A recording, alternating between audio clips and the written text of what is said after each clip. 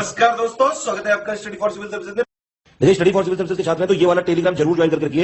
YouTube channel में हमारे साथ है तो भी ये वाला टेलीग्राम ज्वाइन करना बहुत ज्यादा जरूरी है। सारे नोटिफिकेशन, सारे अपडेट, सारे मोस्ट इंपोर्टेंट पिक्स, सारा रिवीजन सब कुछ यहाँ पे बताया जाता है। देखिए, ये हमारा एससीएस डेली क्विज चैनल है, इसमें डेली क्विज होती है, बिल्कुल फ्री में, इसको जरूर ज्वाइन कर लीजिएगा। ये हमारा इंस्टाग्राम का पेज है, इसको जरूर फॉलो कर लीजिएगा। Study for civil dot services करके अगर आप इंस्टाग्राम में सर्च करेंगे तो आपको मिल जाएगा। वीडियो के डिस्क्रिप्शन में इसकी लिंक दी हुई। इसमें आप स्टोरी सेक्शन जरूर देखते रहा करिए, प्लस इसमें हाईलाइट्स आते रहते हैं और प्लस पोस्ट आती रहती है, इनको जरूर फॉलो करते रहिए। क्या हाल है साथियों, मैं विकास तोमर आपके अपने trust channel study for civil services पे आज आपके समक्ष लेके आ गए हैं 28 अगस्त का करंट अफेयर हिंदी इंग्लिश दोनों ही भाषाओं में। और यूपीएससी और अदर स्टेट पीसी एग्जामिनेशन के लिए काफ़ी ज़्यादा इंपॉर्टेंट होने वाला है आज का सेशन। आप लोगों को आगे बढ़ने से पहले बता देता हूँ, यूपीएससी का 2021 का हमारा कंप्लीट पेड ग्रुप चल रहा है या फिर सिर्फ टेस्ट सीरीज का भी पेड ग्रुप चालू है। ज़्यादा जानकारी के लिए 8564880530 969606060889 पे आप लोग कॉल कर सकते हैं। हमारे जो सोशल मीडिया के हैंडल्स हैं उस पर इंस्टाग्राम, टेलीग्राम पे आप लोग ये फ्री में दिए गए चैनल्स हैं। आपको सिर्फ क्या इंस्टाग्राम पे जाइए, study for civil dot services लिखिए, आपको चैनल मिलेगा, उसको ज्वाइन करिए। आप टेलीग्राम पे जाइए, ओनली करंट अफेयर लिखिए, study for civil dot services लिखिए या फिर ओनली यूपीएससी लिखिए, तो आपको ये सारे ही फ्री चैनल मिल जाएंगे। ठीक, इसमें आप लोग ज्वाइन करेंगे, इसमें नोटिफिकेशन, पेड पीडीएफ की पिक्स सब कुछ फ्री में दिया जाता है। ठीक, हमारा जो आज के टॉपिक्स हैं, 5 टॉपिक जो हम लोग चुन के लाते हैं हमेशा, उनमें से जो मतलब मोस्ट इंपॉर्टेंट 5 टॉपिक्स होते हैं जो कि प्रीलिम्स और मेंस में आ सकते हैं हमारे जो कॉम्पिटिटिव एग्जामिनेशन है, वो है ये वाले। पहला है स्वीप, ठीक है ना। स्वीप जो है systematic voters education and electoral participation.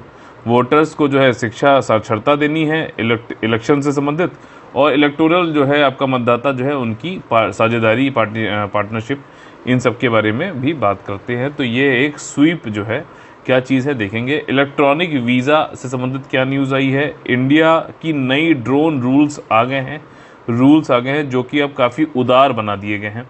India ने बोल दिया कि बोइंग 737 मैक्स जो प्लेन्स हैं वो अब फिर से फ्लाई कर सकेंगे। इंडिया ने मना किया था, क्यों किया था वो भी जानेंगे। और सुजलम जो अभियान है उसके बारे में भी जानेंगे। ये क्या चीज़ है, अच्छा इसके नाम से क्या आपको समझ में आ रहा है, सुजलम। ठीक, तो थोड़ा सा ऐसे करके भी आप लोग एग्ज़ाम में अगर नहीं पता है तो कोशिश कर सकते हैं। ठीक, लेकिन क्वेश्चन में अगर जिस वाले भी एग्ज़ाम में नेगेटिव मार्किंग है, आप लोग से जो है प्रार्थना करूँगा प्लीज़ वहाँ पे गैस वर्क मत करिएगा। ठीक, इंटेलिजेंट गैस हो कुछ गैस नहीं होता है, वो खाली जो है नेगेटिव मार्किंग कराता है। अगर 2 मार्क्स का क्वेश्चन है तो आपका अगर गलत होता है क्वेश्चन तो 1/3 अगर मान लीजिए नेगेटिव मार्किंग है तो आपके 2 मार्क्स के साथ साथ 2.66, एक तो वो मार्क्स जो आए नहीं और ऊपर से 66 जो चले गए, तो इतने माइनस होते हैं, ध्यान रखना। ठीक, तो काफ़ी जो है सतर्कता के साथ में आपको क्वेश्चंस को पढ़ना चाहिए और फिर उसका जवाब देना चाहिए। मतलब मोस्ट प्रॉब्ली कि कौन से वाले एग्जामिनेशन में जहाँ पे नेगेटिव मार्किंग है। ठीक, पहला जो हमारा टॉपिक है वो है जीएस पेपर 2 से आपका पॉलिटी संबंधित यहाँ पे जो क्वेश्चन हमारा आया है, टॉपिक आया है, वो है सिस्टमेटिक वोटर्स की एजुकेशन और इलेक्टोरल पार्टिसिपेशन। ये एक तरीके का कैंपेन है, ठीक है। और इसमें कैंपेन में इलेक्शन कमीशन ऑफ इंडिया जो हमारा चुनाव आयोग है, निर्वाचन आयोग है, वो चलाता है इसको। और अभी इसी स्वीप से संबंधित जो है 2 दिन की वर्कशॉप रखी गई है, आपका परामर्श कार्यशाला रखी गई है। ठीक, 25-26 तारीख को रखी गई थी। हमारे जो इलेक्शन कमिश्नर जो हैं, चीफ इलेक्शन कमिश्नर, वो हैं सुशील चंद्रा जी।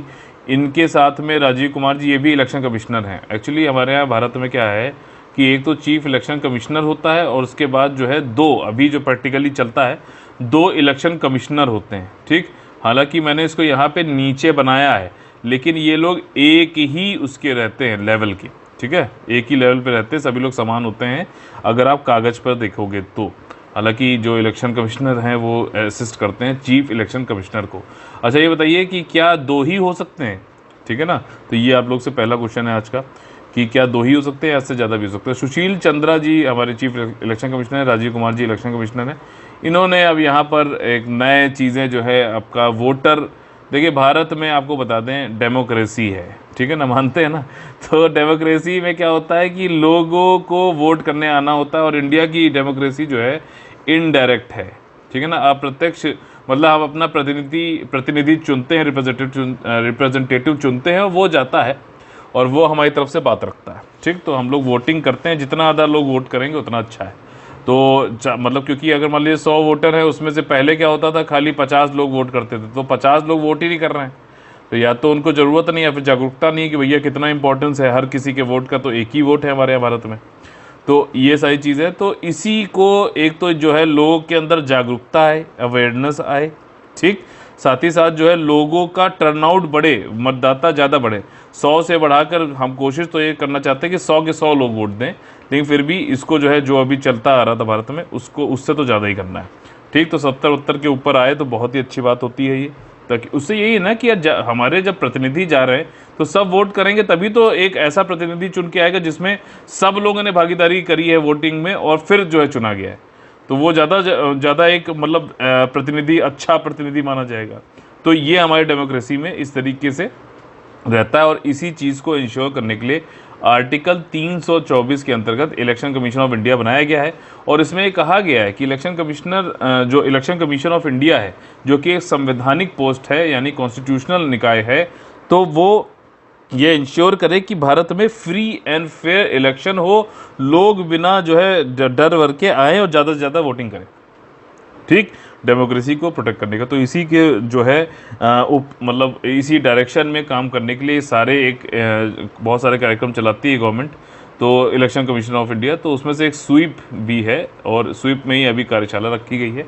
सिंपल सी ये बात है, इसमें वही है पर्सनलाइज, अब मैसेज भी दिया जाएगा कि मान लीजिए आपका नाम XYZ है, तो XYZ जी आपका बहुत बहुत मतलब स्वागत है, आप यहाँ रहते हैं और यहाँ पे अब आपको ये जो है ID कार्ड, हम वोटर ID कार्ड दे रहे हैं, आप आइए वोटिंग करने, उनको कॉन्ग्रेचुलेट करो और उनसे कहो कि भैया नैतिकता के आधार पे जो है मतदान करो, ठीक है ना, ये नहीं कि जात के नाम पर, पैसे के नाम पर या किसी नाम पर नहीं करना है, ना डर के, ना किसी के भय से, ना किसी के फेवर में, नैतिकता के आधार पे आपको वोटिंग करनी चाहिए। और यहाँ पे ये फ्लैगशिप प्रोग्राम है आपका इलेक्शन कमीशन ऑफ इंडिया का, वोटर मतदाता की जो है साक्षरता बढ़ाना है, जागरूकता बढ़ाना है, वोटर की लिटरेसी को बढ़ाना है, ठीक, कि वोट अच्छे से करो मेरे भाई, और पार्टिसिपेटिव मतलब भागीदारी होनी चाहिए डेमोक्रेसी में ज़्यादा से ज़्यादा लोगों की, और लोग जो हैं वो इन्फॉर्म डिसीजन लें, मतलब सूचित निर्णय लें, एथिकल चॉइस लें, नैतिक विकल्प लें, ना कि मतलब किसी के जो है फेवर में धर्म के आधार पर इस तरीके से, ठीक। तो स्वीप जो है एक 360 डिग्री कम्युनिकेशन है, और इसमें यही ऑब्जेक्टिव है कि इसमें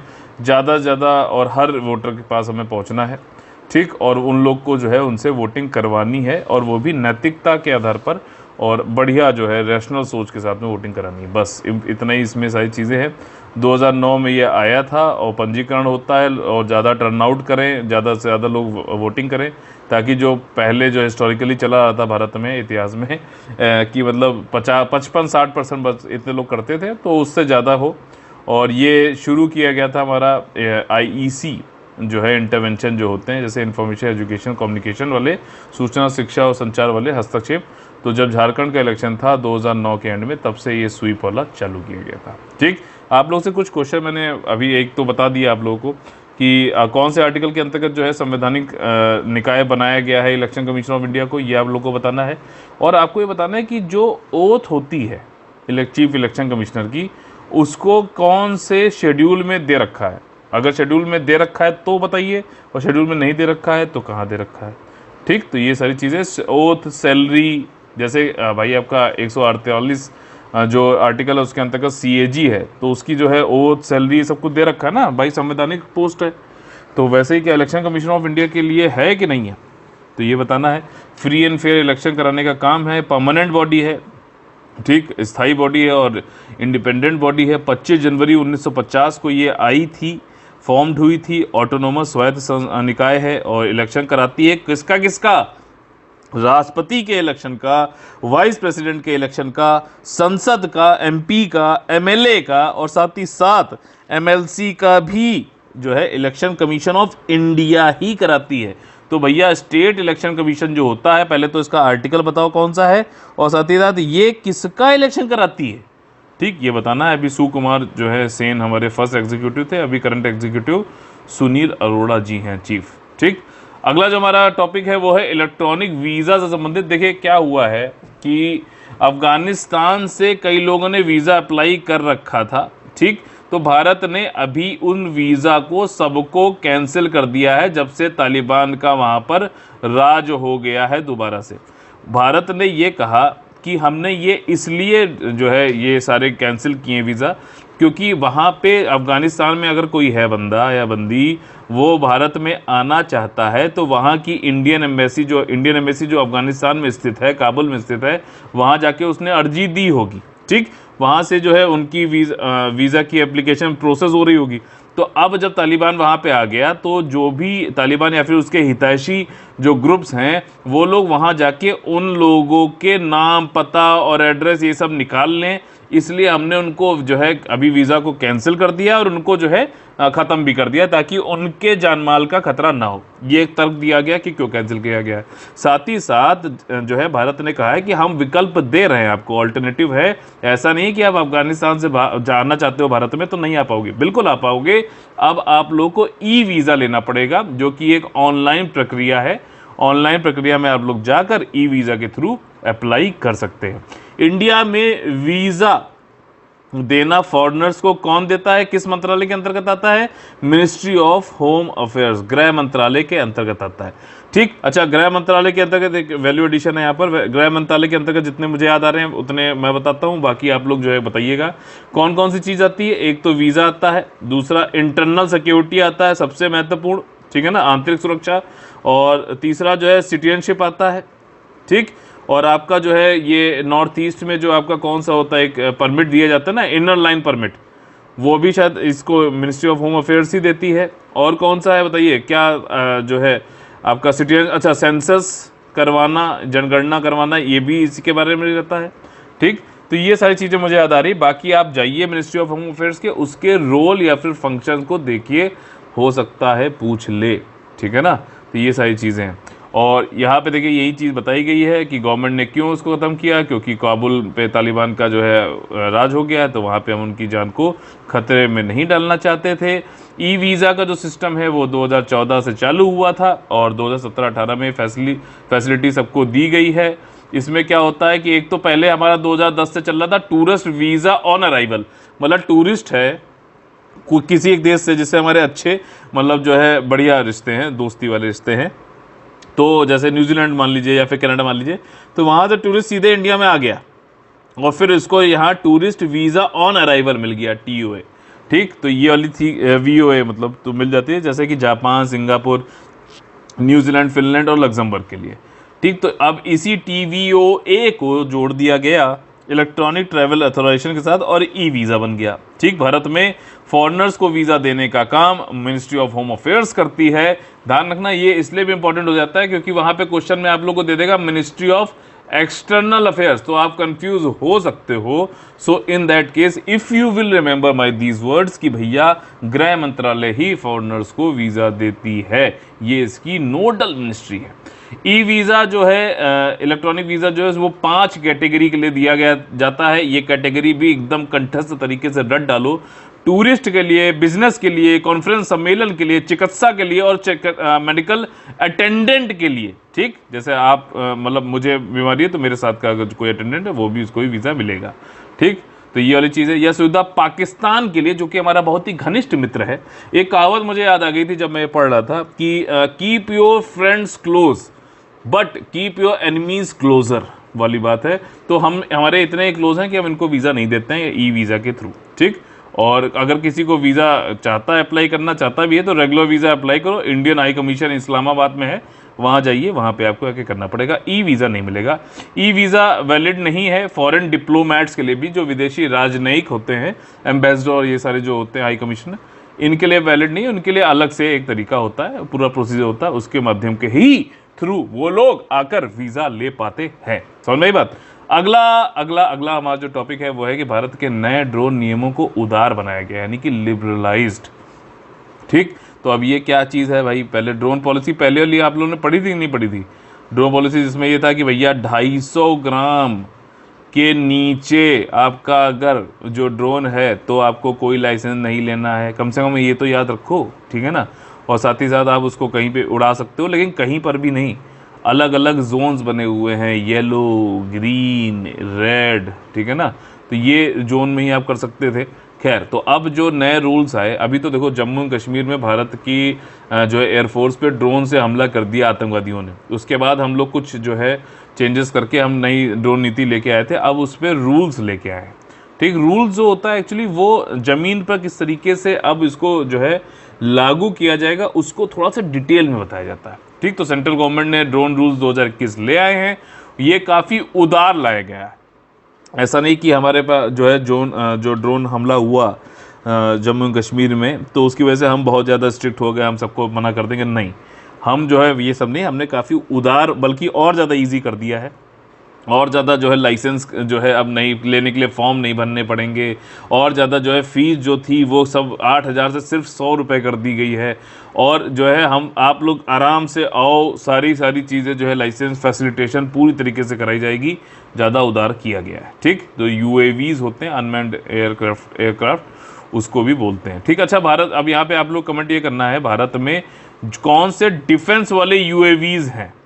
ठीक, डिफेंस वाले UAVs कौन कौन से हैं ये आप लोग कमेंट करके बताना, हो सकता है पूछ ले भाई, ड्रोन पॉलिसी है तो पूछ सकता है। ठीक, ड्रोन संचालन को नियंत्रित करने वाले पिछले ढांचे में मुख्य परिवर्तन क्या किया गया? 25 फॉर्म की जगह अब सिर्फ 5 फॉर्म बनने हैं। ठीक, साथ ही साथ जो पहले फीस दी जाती थी उसको भी अब जो है घटा दिया गया है, और जो आपका ये था कि जस्ट 72 से अब इसको खाली ये जो है 4 कर दिया गया है। ठीक, और यहाँ पे कई सारे अप्रूवल्स लेने पड़ते थे, जैसे कि ये सारे मेंटेन करना, ये सब एबॉलिश कर दिए गए हैं। ठीक, ये सारे जितने मेंटेनेंस थे, ऑपरेटर परमिट, ये परमिट वो परमिट, अब भाई लाइसेंस जब ये फॉर्म कम कर दिए गए हैं, और तो ये जितने भी अप्रूवल अनुमोदन जो लेने पड़ते थे वो भी अब कई सारे कैंसिल कर दिए गए हैं। तो काफ़ी उदार बनाया गया है नए ड्रोन जो रूल्स आए हैं 2021 वाले। फीस भी इसमें जो है, पहले क्या होता था कि जितना बड़ा ड्रोन उतनी ज़्यादा फीस होती थी, अब ऐसा कुछ नहीं है। पहले लार्ज साइज़ के ड्रोन के लिए 3,000 रुपये थे, अब 100 ही रुपये हैं, which is the fee for all category of drones, मतलब चाहे कोई भी कैटेगरी किसी भी साइज़ को 100 रुपये आपको मात्र देने हैं। ठीक, तो ये वाली चीज़ है। और what are the other various relaxation, और क्या रिलैक्सेशन दिए गए हैं? सिविल एविएशन मिनिस्ट्री इसको मतलब वो कर रही है, ड्रोन पॉलिसी को लेके आई है, और इसमें एक वो लोग ने डिजिटल स्काई प्लेटफॉर्म बनाने की बात कही है। ठीक, डिजिटल स्काई प्लेटफॉर्म है जो कि इन्विसाइज किया गया था पहले कि डेवलप किया जाएगा single window platform for clearances that required, जो भी क्लियरेंसेस चाहिए, लाइसेंस, अप्रूवल, फीस, सब कुछ डिजिटल स्काई प्लेटफॉर्म के अंतर्गत किया जाएगा। ठीक, और इसी में क्या है, कुछ इंटरेक्टिव एयर स्पेस मैप भी बना देंगे। मान लीजिए ये ऊपर से आप अगर देखोगे तो ये एरिया है। ठीक, इस एरिया में मान लीजिए कुछ ऐसे जो है कॉलोनियाँ बनी हुई हैं, मैं आपको खाली बस एक इलस्ट्रेटिव तरीके से बता रहा हूँ। तो उसमें यहाँ पे जो है अब कलर्ड जोन हो जाएंगे। कलर्ड जोन में ये येलो जोन है, मान लीजिए ये ग्रीन जोन है और ये रेड जोन है। तो रेड जोन में तो आप उड़ा ही नहीं सकते। ठीक, ड्रोन आप उड़ा ही नहीं सकते, और उसके लिए जो है आपको काफ़ी सारे क्लियरेंसेस लेने पड़ेंगे, जो कि आप एलिजिबल होगे तभी ले पाओगे। ग्रीन वाले एरिया में कोई दिक्कत नहीं। अब देखो ये रेड वाले एरिया कौन कौन से होंगे, बिल्कुल लॉजिकल सी बात है। डिफेंस की कोई एयरफोर्स का कोई वो है, या फिर आपका एयरपोर्ट के आसपास, ठीक है, या फिर जो मिनिस्ट्री हैं उसकी जो डिफेंस मंत्रालय है वहाँ पे आसपास नहीं आप कर सकते हो। तो इसी तरीके कई सारे जोन्स होंगे। येलो जोन में जो है वो इन दोनों के बीच का होगा, कर भी सकते हो नहीं भी कर सकते हो। ठीक, आपको रूल मतलब इतने ज़्यादा कठिन नहीं होंगे जितना रेड एरिया में होगा। क्या इन नए ड्रोन नियमों का महत्व क्या है? भाई लिबरलाइज कर दिया गया है, तो अब ये शो करता है कि गवर्नमेंट डरती नहीं है। कोई आ जाए तो हम जो लोग वाकई में अच्छे से जो है पॉजिटिव वे में यूज़ करना चाहते हैं, या फिर हम ये भी चाहते हैं कि ड्रोन को लोग जो है ज़्यादा से ज़्यादा यूज़ करें। ठीक है, क्योंकि ड्रोन का जो उपयोग है, अनुप्रयोग है, वो कई सारे, आप ये मतलब समझ लो कि अमेज़ॉन के मेडिकल डिलीवरी से लेके एग्रीकल्चर में पेस्टिसाइड, इंसेक्टिसाइड छिड़कने से लेकर सर्च एंड रेस्क्यू करने से लेके, कोई डिजास्टर हो जाता है सर्च एंड रेस्क्यू करने से लेकर, आपका डिफेंस में रेकी करना, आपका जो है एग्रेसिवली ऑफेंसिवली भी यूज़ किया जा सकता है। ठीक है, और ड्रोन मतलब ये है कि स्पाई करने के लिए, या फिर जो है नज़र रखने के लिए, सर्विलांस करने के लिए एन नंबर ऑफ अपॉर्चुनिटीज़ जो है ड्रोन के थ्रू जो है क्रिएट होती है। तो किसी को रोका क्यों जाए? ठीक, तो ये सारी चीज़ें हैं। और इसमें ये भी है कि एंटी रोक ड्रोन फ्रेमवर्क जो अनाउंस किया गया था भारत में 2019 में, जो मतलब डुस्ट वाले जो ड्रोन हैं उसको भी इसमें ध्यान में रखा गया है। ठीक, सिक्योरिटी भी ऐसा नहीं है कि बिल्कुल उदार कर दिया तो सिक्योरिटी का कोई महत्व ही नहीं रहा। ठीक, अभी जो हमारे यहाँ जम्मू एंड कश्मीर में हुआ, तो उसके बाद हमने कुछ हफ्तों के बाद ही नया जो है ये पॉलिसी लेके आए थे, तो उसके रूल्स अब आए हैं। ठीक, न्यू ड्रोन रूल्स अब आए हैं और ये काफ़ी लैंडमार्क मोमेंट है। ट्रस्ट और सेल्फ सर्टिफिकेशन पे काम हो रहा है यहाँ पर, और यहाँ पर जो है कोई ऐसा नहीं है कि जो अप्रूवल सिग्निफिकेंटली रिड्यूस करे गए हैं, काफ़ी उदार बनाए गए हैं। और ड्रोन रूल्स जो नए वाले हैं, ये स्टार्टअप और यूथ वर्किंग जो इस सेक्टर में वर्क कर रहे हैं ना, उनके लिए काफ़ी पॉसिबिलिटीज़ खोलेगा और इंडिया को एक ड्रोन हब बनाने की तरफ अग्रसर करेगा। ठीक, तो कैसे समझ में आया? विधिवत तरीके से जो मैंने आपको समझाया, पूरी एक एक चीज़ इसको आप लोग ढंग से करना। और हाँ, वो यूएवीज वाला जो मैंने पूछा क्वेश्चन वो बताना, और जो रेड जोन है उनमें कौन कौन से आएंगे इसको भी लिस्ट आउट जरूर करना कमेंट में। भारत ने बोइंग 737 मैक्स विमानों को फिर से उड़ान भरने की अनुमति दे दी है। अब ये क्यों हुआ है कि बंद मना ही क्यों किया गया था? देखो क्या है कि ये बोइंग एक कंपनी है जो एरोप्लेन बनाती है। ये एरोप्लेन जो है वो वाला है जिसमें हमारे ऐसे यात्री सफ़र करते हैं। ठीक, हमारे आपके जैसे सब लोग। ये 737 है, मैक्सिमम है, ये लेटेस्ट टेक्नोलॉजी पर था। और इस वाले जो एरोप्लेन में क्या हुआ कि लगातार 2 दुर्घटनाएं हुई, उसमें 346 लोग खत्म हो गए। एक तो जो है दुर्घटना हुई जकार्ता इंडोनेशिया में, जावा सी में जाके उड़ने के बाद तुरंत ही गिर गया एयरक्राफ्ट, और दूसरी घटना हुई इथोपिया में। कुल मिला के 346 लोग की जान चली गई। तो सबसे पहले तो चाइना ने उठा के जो है, ये बोइंग है यूएसए का है, ठीक, तुरंत ही जो है इसको मना कर दिया कि नहीं हमारे यहाँ नहीं उड़ेगा। ठीक, भारत में भी पहले तो जेट एयरवेज, अब खैर वो तो अब बंद हो गई, लेकिन स्पाइस जेट भी इन वाले एरोप्लेन्स को, अब भाई जैसे किसी की टैक्सी की जो है एजेंसी है, तो उसी तरीके से एयर भी तो एक एजेंसी है ना, टैक्सी तो है यार। तो उसमें वो खुद से जहाज बनाती नहीं, तो उसने इनसे भी जहाज खरीद रखे थे यही सेम वाला, तो इनको भी मना कर दिया था कि भाई उड़ा नहीं सकते। ठीक, अब इसमें गड़बड़ी क्या थी? वो ये था कि जैसे कहते हैं ना कि जो लर्नर ड्राइवर होता है वो ज़्यादा एक्सीडेंट नहीं करता है, एक्सीडेंट वो करता है जो एक्सपर्ट होते हैं। ठीक है ना, वो ज़्यादा यही इधर से उधर घुमाना गाड़ी और ये नचाना, अरे हम ज़्यादा जानते हैं, हम बहुत बड़े वो हैं, तो उस चक्कर में ज़्यादा एक्सपर्ट करते हैं। तो यहाँ इस वाले विमान में क्या था कि एक नई टेक्नोलॉजी लगाई गई थी। ठीक, नई टेक्नोलॉजी था जिसका नाम था मैन्यूवरिंग कैरेक्टरिस्टिक ऑगमेंटेशन सिस्टम, नए एक पैतरेबाजी विशेषता वृद्धि प्रणाली। और इस पैतरेबाजी के चक्कर में ही क्या होता था कि जब भी इसको लगता था कि अटैक मतलब हाई एंगल पे अटैक होने वाला है, तो ये अपनी जो इसकी एयरक्राफ्ट की नोज थी, आगे जो नाक थी, वो डाउन कर देता था और ये एकदम से स्टैंड स्टिल, मतलब जैसे ऐसे जा रहा है तो ऐसे एकदम खड़ा हो जाएगा और फिर सीधे यूं ऐसे गिर जाता था। तो ये इसकी जो पैतरेबाजी थी, इस चक्कर में इसके ये हुए। और फिर इसके बाद अब जब इन्होंने देखा बोइंग ने कि भैया हमारा नया था और ये सब डिज़ाइन में इसमें फ्लॉ था एक, तो डिज़ाइन को सही कर दिया गया है और कई सारी कंट्रीज़ ने कर दिया था। अब इंडिया ने भी इसको खोल दिया, बिल्कुल बोल दिया कि आप उड़ सकते हैं, कोई इसमें दिक्कत नहीं है। ठीक, मेन चीज़ ये है, एक आपको यहाँ पे ये जावा वाला मैपिंग करनी है, साथ ही साथ कहाँ पे पाया जाता है, और दूसरा गगन नाम से जो है एक हमारा एयरलाइन से संबंधित, एयर नेविगेशन से संबंधित एक सॉफ्टवेयर है, बता देता हूँ थोड़ा बहुत। ये क्या है, इसका फुल फॉर्म क्या है, किसने बनाया है, किसके साथ मिलकर बनाया है, कमेंट करके ज़रूर बताइएगा। ठीक, तो ये सारी चीज़ें हैं। अब इसको यही सारी चीज़ें बताई गई हैं इसमें कि अब ब्राज़ील, चाइना, और मतलब चाइना को छोड़ के बाकी सब ने कर लिया है।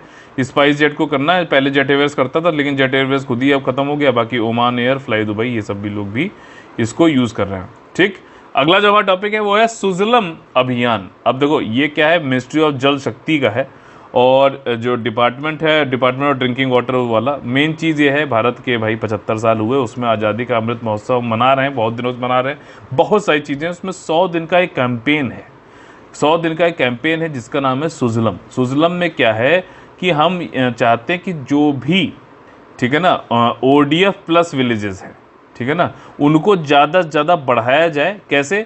वहाँ के वेस्ट वाटर का जो है मैनेजमेंट करके, यानी कि जो अपशिष्ट पानी है उसका प्रबंधन करके विलेज के ही लेवल पर।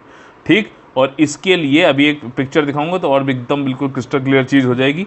इसमें 10 लाख जो है सूखे गड्ढे बनाने, जो सोक पिट्स बनते हैं, और जो है ग्रे वाटर का मैनेजमेंट करना। अब ग्रे वाटर आप समझ रहे हो, जब आप जाते हो अपना काम वाम धाम ये सब करने फ्रेश वाला, तो उसके बाद जो पानी गंदा हो जाता है उसको ग्रे वाटर बोलते हैं। ठीक, तो ये चीज़ है, और आसान भाषा में, please don't take it otherwise. और इसमें यह है कि वेस्ट वाटर का हमें ज़्यादा से ज़्यादा ODF प्लस विलेजेस। अब आपको ODF का फुल फॉर्म तो पता है, कि भैया ओपन डेफिकेशन फ्री, ठीक, विलेजेस। तो मतलब ये है कि लोग खेत खलियान में नहीं जा रहे हैं, तो ओपन में जो है खुले में शौच नहीं जा रहे, ये ठीक है। ये प्लस क्या है यार, ठीक है ना, ये वाली बात है। और मोर एंड मोर बनाना है तो उसके लिए ठीक, एक तो ये हो जाएगा कि वेस्ट वाटर प्रबंधन हमें करना है, उसका जो अपशिष्ट जो पानी है। लेकिन ये ODF प्लस क्या चीज़ है, तो पहले इसकी लैंग्वेज पे, इसके डेफिनेशन पे पहुंच जाते हैं। सबसे पहले तो देखिए यहाँ पर क्या है, ODF प्लस और दूसरा है ODF प्लस प्लस। तो पहली चीज़ तो ये है कि जब कोई गांव या फिर जो वार्ड है सिटी में, अर्बन एरिया में कोई गांव या फिर वार्ड या सिटी ODF हो जाती है, ठीक, ओपन डेफिकेशन फ्री हो जाती है। ओपन डेफिकेशन फ्री में क्या है, इसमें डेफिनेशन ही दिया गया है, जब कोई भी नहीं पाया जाए खुले में शौच करता हुआ। तो भैया क्या सेना लगा रखी थी क्या कोई देखने के लिए कि कौन जा रहा है कि नहीं जा रहा है? तो अगर नहीं जाता तो वो ODF कहलाता है, ठीक। अब प्लस जो जोड़ा गया वो ये कहता है कि नॉट अ सिंगल, कोई भी एक भी ऐसा व्यक्ति नहीं था जो ये देखा गया कि या पाया गया कि वो डेफिकेट कर रहा था या फिर यूरिनेट कर रहा था ओपन में, ठीक है ना। सारे जो है एंड और जितने भी कम्युनिटी और पब्लिक टॉयलेट्स थे वो बिल्कुल अच्छी तरीके से कार्य कर रहे थे और बढ़िया तरीके से मेंटेन्ड थे। तो यहाँ पर यह है कि ODF हो चुका है और साथ ही साथ जो है हम कोई भी लोग ऐसे पाए नहीं गए बाहर यूरिनेट करते हुए, डेफिकेट करते हुए, और साथ ही साथ जितने भी जैसे कि होता ना सुलभ शौचालय और सारी चीज़ें, वो अच्छे से कार्य कर रहे थे, फंक्शनल कर रहे थे। ये है प्लस। अब दूसरी चीज़ है इसमें प्लस प्लस। प्लस प्लस का मतलब ये है कि ये सारी चीज़ें तो हो ही रही हैं, ठीक है, कि लोग जो है कोई भी पाया नहीं गया बाहर जो है खुले में शौच करते हुए, यूरिनेट करते हुए। साथ ही साथ सारे पब्लिक टॉयलेट, कम्युनिटी समुदाय वाले टॉयलेट सब फंक्शनल थे, मेंटेन्ड थे। साथ ही साथ जो कचरा फैलाया है हम लोगों ने, फीकल, स्लेज और ये सेप्टेज है, उसको भी सेफली मैनेज करो, ठीक। उनको भी तो कहीं ले आके करोगे ना, नहीं तो वो सब बदबू हो जाएगी। तो ये उसको भी अच्छे ट्रीट करो, उसको जो है डिस्चार्ज करो, और कोई भी जो है इधर उधर गंदगी नहीं फैलाई जाए, बढ़िया से ट्रीटमेंट मैनेजमेंट उसका होना चाहिए। और इसी के लिए सोक पिट्स जो आप ऊपर बात हो रही ना 10 लाख बनाने की, उसका एक बहुत बड़ा महत्व है। और साथ ही साथ जो है जो कई सारे मशीनरी अब आ गई है, उसका भी काफ़ी ज़्यादा महत्व इसमें है, ठीक। तो ये सब चीज़ में आ गई ना कि ODF प्लस प्लस क्या चीज़ है और ODF प्लस क्या है, कर लोगे ना अब, मतलब। और इससे होगा क्या कि पहली बात तो ODF हुआ, ठीक, उसको फिर सस्टेन करने के लिए हमने प्लस की बात करी, और उसको और सस्टेन करने के लिए कि बिल्कुल मतलब चलता रहे, ऐसा ना हो कि फिर से लोग खुले शौच करने लगे। तो इसी के लिए ये सस्टेनेबिलिटी जो है स्थिरता बढ़ाने के लिए सारे काम किए जा रहे हैं, ठीक। अगर इसके बारे में देखा जाए सुजलम के बारे में, तो इसमें ODF प्लस जो स्टेटस है वो गाँव में बना रहे, और शॉर्ट टाइम में इसको और तेज़ी से जो है एक्सलेट करना, और ज़्यादा से ज़्यादा ODF प्लस जो है स्टेटस वाले बनाने हैं गाँव। 25 अगस्त से ये चालू किया गया, 100 दिन तक चलेगा। अब ये देखिए यहाँ पे जो डायग्राम है, जो फिगर है, इसमें अच्छे से आपको समझ में आ जाएगा। अगर इसको मैं थोड़ा सा और बड़ा कर दूँ तो सुजलम को जो एक इसमें जो है स्लोगन दिया है, स्वच्छ जल, ठीक, क्योंकि यहाँ पे फोकस वेस्ट वाटर मैनेजमेंट पे है, ध्यान रखना सुजलम में, सुजलम, ठीक। तो स्वस्थ जल स्वस्थ गाँव, ठीक, दिख रहा है ना। ये drinking water and sanitation ministry of जल शक्ति के अंतर्गत आता है। ODF की सस्टेनेबिलिटी यानी कि स्थिरता बढ़ानी है सुजलम के साथ में। 25 अगस्त से लॉन्च किया गया है। यहाँ पे 10 लाख सोक पिट बनाने हैं, सूखे गड्ढे, और जो है टॉयलेट्स हैं उसमें कुछ चेंजेस करने हैं, कुछ रेट्रोफिटिंग करनी है, और जो है ज़्यादा से ज़्यादा लोग जो है एक्सेस उनको देना है टॉयलेट का फॉर न्यू हाउस होल्ड, जहाँ पे अभी नहीं है वहाँ पे भी उनको मिल सके। देखिए ये सब बने हुए सोक पिट्स और ये सारी चीज़ें। 100 दिन में कैंपेन ये है कि ग्रे वाटर का मैनेजमेंट करना, गंदे वाले पानी का, और ODF की सस्टेनेबिलिटी बनाए रखनी है, ठीक। यही सारी चीज़ें यहाँ पर इसमें लिखी हुई हैं। और जो पहली बात यहाँ पे क्या था कि फेज़ 1 जो था स्वच्छ भारत अभियान का, ठीक, स्वच्छ भारत जो मिशन था उसका ग्रामीण का जो फेज़ 1 था उसमें ODF करा लिए गए थे कई सारे विलेज। अब उसी चीज़ को आगे स्थिरता बढ़ाते हुए फेज़ 2 में भी यही चीज़ यहाँ पे कही गई है, फेज़ 2 में भी स्थिरता बनी रहे और वो लोग फिर से जो है वहाँ पे ओपन डेफिकेशन ना होने लगे, उसी के लिए सारे कार्य किए जा रहे हैं, ठीक। और इसके लिए जो है ऐसा नहीं है, और भी कई सारे काम किए जाएंगे, ये तो बनाया ही है जो मैंने ऊपर बताया। साथ ही साथ जो समुदाय पे कंसल्टेशन, विचार विमर्श होना चाहिए, खुली बैठक होनी चाहिए। अच्छा, खुली बैठक मतलब बातचीत करने के लिए बैठे हुए, खुले में शौच नहीं होगी कि वहाँ बैठ के सब लोग आपस बात कर रहे हैं। ग्राम सभा की मीटिंग होगी, इसे सब भी बात करी जाएगी, कैसे कैसे हमें आगे बढ़ना है, कैसे 100 दिन का हमें प्लान बनाना चाहिए, सोक पिट कंस्ट्रक्शन और रिक्विजिट नंबर ऑफ ये सूखे गड्ढे हमें जो है अच्छे से बनाने हैं, सारा रेट्रोफिटिंग कैसे करना है और नए जो हाउस होल्ड है उन तक कैसे टॉयलेट को पहुंचाना है। ODF का टैग मैंने आप लोगों को पहले बताया 2016 में जो ये चालू हुआ था मार्च में, तो उसमें कहा जाता था कि किसी सिटी या वार्ड को ODF हम तब बोलते थे जब कोई भी पर्सन खुले में शौच करते हुए ना पाया जाए। फिर 2018 में ODF प्लस और ODF प्लस प्लस का जो है कॉन्सेप्ट आया अगस्त 2018 में, और स्वच्छ भारत अभियान मिशन जो है फेज़ 1 का मतलब आगे भी चलता रहे उसके लिए था, जो कि मैंने आपको यहाँ पर पहले ही बता दिया। ठीक, समझ में आई ना चीज़ पूरी। हो सकता है कि वहाँ पे इन दोनों से ही पूछ ले कि क्या चीज़ें हैं, या इन तीनों के बीच में क्वेश्चन पूछ ले ODF, ODF plus, ODF plus plus, क्योंकि ये क्वेश्चन पूछेगा यार आगे जाके इन सब काम करना है आपको, ध्यान रखिए, प्रशासनिक अधिकारी बनना है तो।